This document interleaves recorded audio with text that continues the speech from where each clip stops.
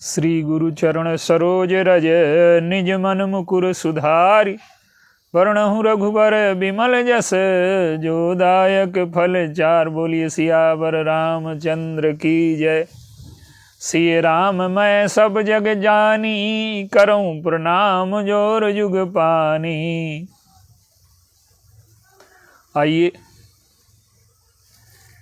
जीवन क्या है और इसे कैसे जीना चाहिए। जीवन के दो पक्ष हैं। एक पक्ष है बाहर का, एक पक्ष है अंदर का। हमारे महान संत हुए हैं कबीर दास जी। वो कहते हैं कि साधो यह तन साज तंबूरे का। ये जो शरीर है ये तंबूरा है। खैंचत तार मरोरत खूंटी और निकसत राग हुजूरे का। इसके तार खींचे जाएं और खूंटी मरोड़ी जाए तो हुजूरे का राग निकलने लगेगा। हुजूरे के राग निकलने का अर्थ है कि ईश्वर का प्रेम, ईश्वरत्व, ईश्वर का राग, जीवन की पूर्णता, वो राग निकलने लगेगा। तो ये जो जीवन है ये क्या है। आप संगीत की सामग्री ले आए, वीणा ले आए, तो वीणा लाने अकेले से काम हो जाएगा क्या। वीणा जब किसी संगीतज्ञ के हाथ में पड़ेगी तब उससे रस पैदा होगा। वीणा की सार्थकता संगीत पैदा करना है, रस पैदा करना है, हृदय को आनंद देना है, रस में डुबो देना है जीवन को। तो वीणा इकट्ठा, वीणा लाने से जीवन में रस नहीं पैदा होता। वीणा कैसे बजाई जाए, तो वो जो संगीत है जो वीणा से निकलता है वो वीणा से ज्यादा कीमती है। और वीणा की सार्थकता भी रस और संगीत और हृदय को आनंद देने की क्षमता है उसमें। वो कितने की वीणा मिली, कितनी सुंदर है, इसका अर्थ नहीं है। इसी प्रकार से हमारा शरीर है। ये जो शरीर है इसे हम वैज्ञानिकों की दृष्टि से देखें तो कितने का है ये। इसमें सब धातुएं और ये सब मिला करके 150 रुपए का हो गए। तो क्या जीवन की कीमत हमारे 150 रुपए है क्या। एक कलाकार है, चित्रकार है, वो चित्र बनाता है और जो चित्र बनाए जाते हैं वो तो करोड़ों में भी बिकते हैं। तो क्या वो चित्र केवल रंग और पेंसिल का जोड़ है क्या, कागज का।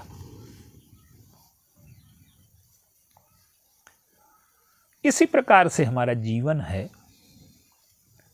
हम करते क्या हैं कि जीवन को चलाने की जो सामग्री है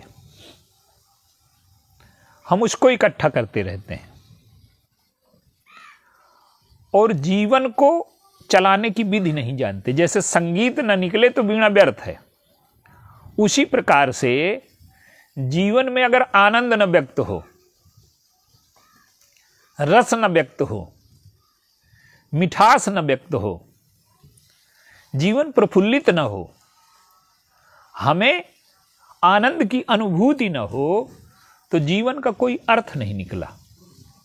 देखिए, आप कितने बड़े हैं, कितने महान हैं, कितने पैसे वाले हैं, इसका मूल्य है।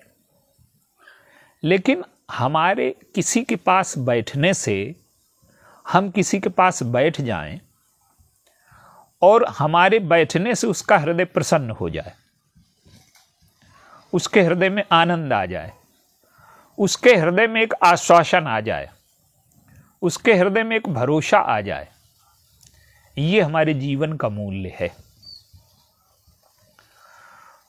तो मकान बनाने के लिए आपने सामग्री सब इकट्ठी कर ली और मकान आप बनाना नहीं जानते। आज मनुष्य के जीवन की यही दशा है।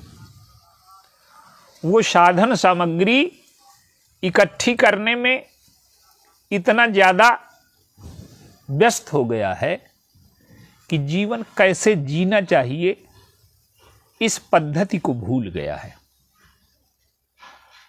देखिए, एक दृष्टांत और लीजिए। एक झंडा है, राष्ट्रीय झंडा है, उसका क्या मूल्य है? पैसे की दृष्टि से वो 150 रुपए का होगा, कपड़े का और डंडे का कितना मूल्य होगा, लेकिन जीवन के मूल्यों की दृष्टि से वो अमूल्य है। उसके लिए हजारों सैनिक हमारे प्राण दे सकते हैं अगर झंडा कोई हटाता है। तो उसका मूल्य पैसों में नहीं है, उसका मूल्य कपड़े में नहीं है, उसका मूल्य निष्ठा में है, उसका मूल्य देश प्रेम में है, उसका मूल्य शौर्य में है, समर्पण में है। एक दृष्टांत और देखें आप। एक संविधान की पुस्तक है, जो संविधान हमारे देश का लिखा गया, तो संविधान की एक पुस्तक है। तो क्या आप समझते हैं कि वो एक निर्जीव पुस्तक है? क्या उसमें केवल शब्द लिखे हुए हैं? उसमें केवल शब्द नहीं लिखे, उसमें कोई धाराएं नहीं लिखी। उनका मूल्य यह है कि वो संविधान हमारे राष्ट्र के प्रत्येक व्यक्ति के हृदय में प्रतिष्ठित हो जाए।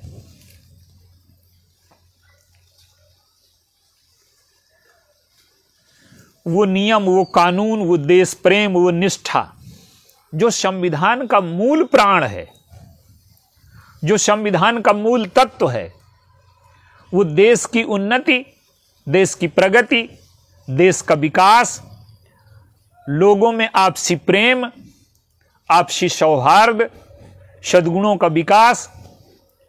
तो ये जो संविधान की पुस्तक है वो निर्जीव नहीं है, न उसका इतना मूल्य है कि वो जो कितने रुपए की मिलेगी, कितने रुपए का कागज है, कितने रुपए की प्रिंट है, उसमें आप चाहे जितना अच्छा छपा दीजिए, लेकिन संविधान जब तक जीवंत हो करके प्रत्येक व्यक्ति के हृदय में, संविधान जब जीवंत हो जाता है और प्रत्येक व्यक्ति के हृदय में प्रतिष्ठित हो जाता है, और प्रतिष्ठित नहीं हो जाता, वो जीवित हो जाता है प्रत्येक व्यक्ति के हृदय में।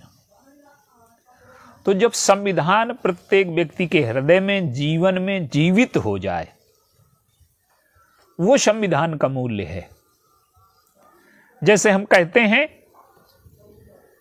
कि श्रीमद् भागवत भगवान कृष्ण का स्वरूप है, ये साक्षात भगवान कृष्ण है। ये रामचरितमानस भगवान राम का साक्षात स्वरूप है। तो इसका अर्थ क्या है? इसका अर्थ ये है कि कागज के रूप में, पुस्तक के रूप में श्रीमद् भागवत का क्या मूल्य है, लेकिन भगवान कृष्ण का चरित्र, भगवान कृष्ण का जीवन जब हमारे जीवन में प्रतिष्ठित हो जाए तो भागवत हमारे लिए जीवित हो गई। तो भागवत का मूल्य कुछ नहीं है। कागज की दृष्टि से, पुस्तक की दृष्टि से कितना होगा, लेकिन जब वो भगवान कृष्ण का जीवन हमारे जीवन में प्रतिष्ठापित हो जाता है तो वो भागवत अमूल्य हो गई। देखिए, एक दृष्टांत और है। हम जीवन में जितना कुछ बोलते हैं वो कितना है। एक व्यक्ति ने बहुत सुंदर भाषण दिया, बड़े प्रभावित हुए श्रोता उससे, बड़ी तालियां बजी। वहां जॉर्ज बर्नार्ड शॉ नाम के एक अंग्रेजी विद्वान हैं, वो थे वहां।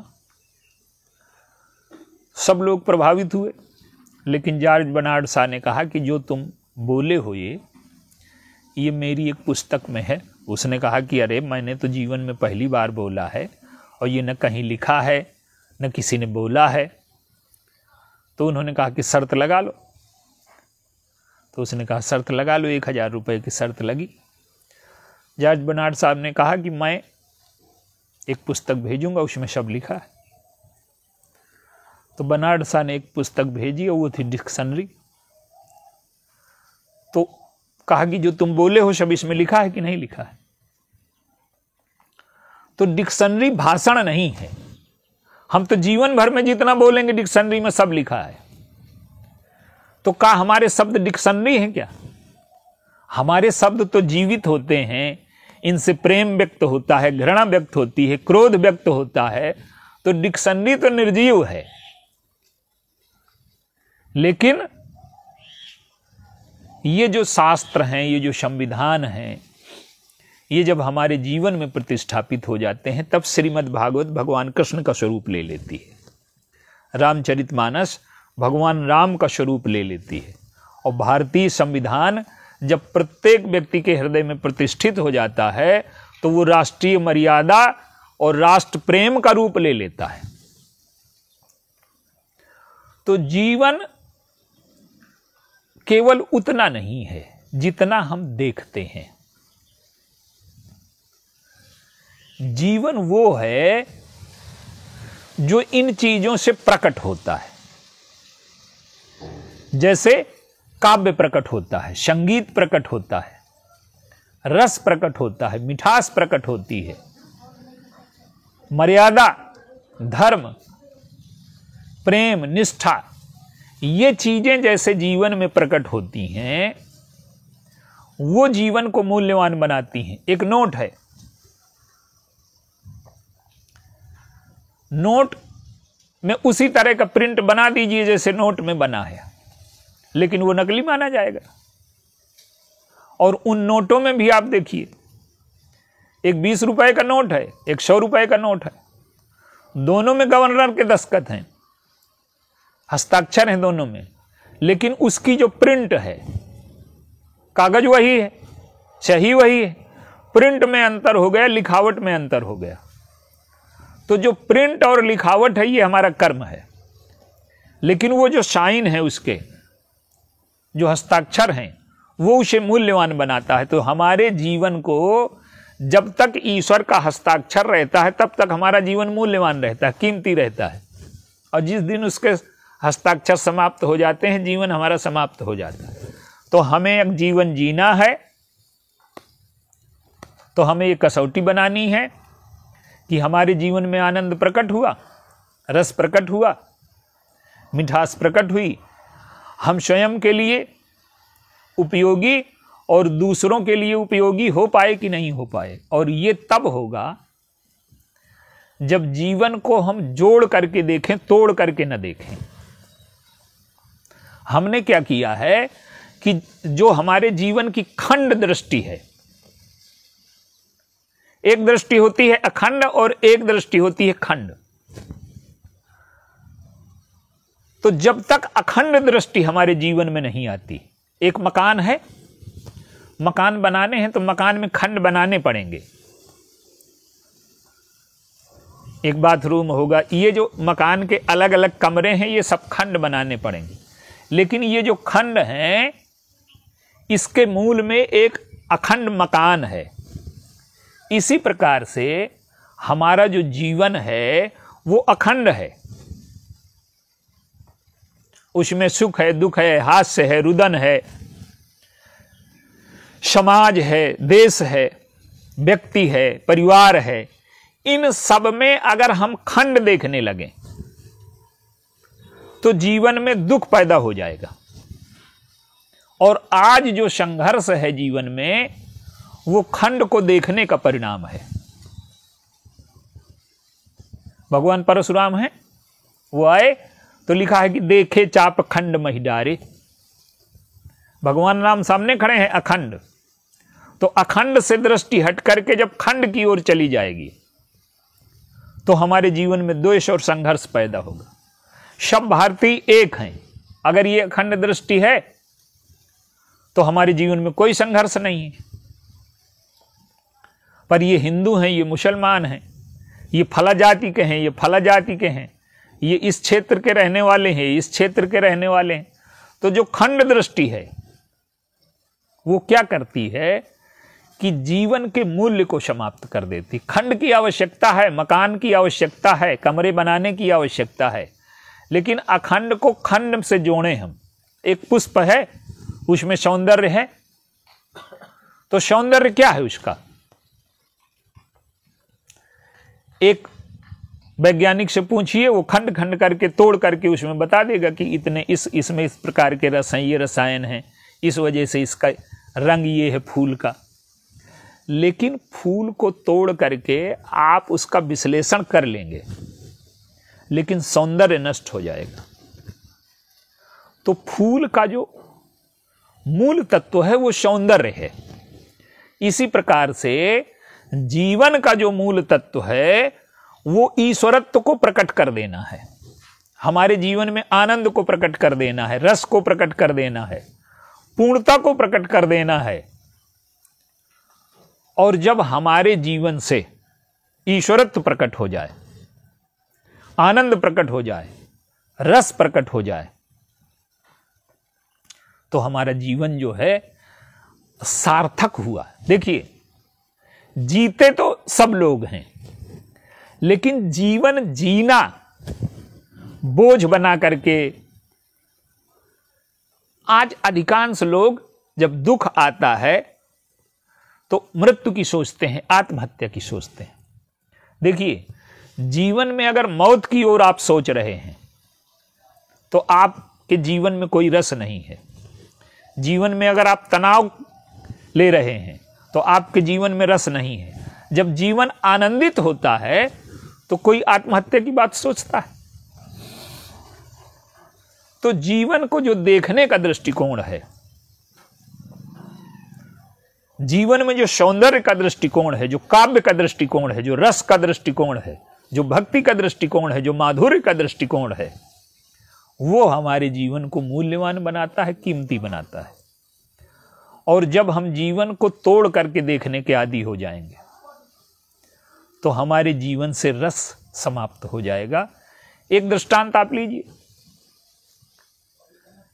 एक महात्मा निकल रहे हैं रास्ते से, तो 3 मजदूर वहां काम कर रहे हैं। महात्मा ने पहले वाले से पूछा कि तुम क्या कर रहे हो? तो उसने कहा कि दिखाई नहीं देता आपको, पत्थर तोड़ रहा हूं, जो लिखा करके आया हूं भाग्य में वो भोग रहा हूं। दूसरे मजदूर से उन्होंने पूछा तो उसने कहा कि मैं अपनी जीविका कमा रहा हूं। तीसरा मजदूर मिला तो उससे फिर पूछा कि आप क्या कर रहे हैं? तो उसने कहा कि मैं भगवान का मंदिर बना रहा हूं। अब देखिए, ये 3 दृष्टिकोण हैं। अगर आप पहले मजदूर की तरह से हैं, जीवन में तनाव है, उदासी है, तो आप जीवन को ढो रहे हैं। और अगर जीवन में आनंद नहीं है, जीवन चल रहा है किसी तरह से, तो फिर आप जीविका कमा रहे हैं। लेकिन जो तीसरा मजदूर है कि नहीं, हम भगवान का मंदिर बना रहे हैं, तो अगर हमारे जीवन से ईश्वरत्व प्रकट होता है, आनंद प्रकट होता है, देवत्व प्रकट होता है, और हमारा जो जीवन है दूसरों को वरदान लगने लगे, दूसरों के जीवन में मिठास भर दे, जहां तक हमारा प्रकाश जाए तो लोगों के अंतःकरण का प्रकाश अंधकार दूर हो जाए, तो हम लोगों के जीवन में निराशा दूर कर पाएं, लोगों के जीवन में रस की सृष्टि कर पाएं, लोगों के जीवन में आनंद की सृष्टि कर पाएं, और अपने जीवन में मिठास की, पूर्णता की, कृतकृत्यता की स्थिति हमारे जीवन में आ जाए कि हम कैसे, अब लगे कि हमारा जीवन पूर्ण हो गया है, हमें जीवन में किसी अभाव का अनुभव नहीं हो रहा, किसी दुख का अनुभव नहीं हो रहा, किसी पीड़ा का अनुभव नहीं हो रहा। तो जब जीवन से अभाव मिट जाए, पीड़ा मिट जाए, दुख मिट जाए, आनंद प्रकट हो जाए, रस प्रकट हो जाए, मिठास प्रकट हो जाए, प्रकाश प्रकट हो जाए, तो हमारे जीने का सही उद्देश्य यही है। और अगर हम जीवन को जोड़ करके देखते हैं, तोड़ करके नहीं देखते, तो हमारे जीवन में रस आनंद प्रकट होगा। और अगर हमने केवल जीवन को इकट्ठा करने में लगा दिया और जीवन जीने का ढंग नहीं हम सीख पाए, आप भोजन बनाने की कितनी सामग्री इकट्ठे कर लीजिए, अगर आपको बनाने का ज्ञान नहीं है तो आपके जीवन में रस आएगा क्या, भोजन में रस आएगा क्या। तो इसी प्रकार से जीवन में केवल साधन इकट्ठे नहीं करने हैं, हमें जीवन को जीने का ढंग सीखना है। और जीवन जीने का ढंग यही है कि हम इससे दुख पीड़ा मुक्त होकर के आनंद की ओर बढ़ें, ईश्वरत्व की ओर बढ़ें, और यही जीवन जीने का तरीका है। बोलिए सियावर रामचंद्र।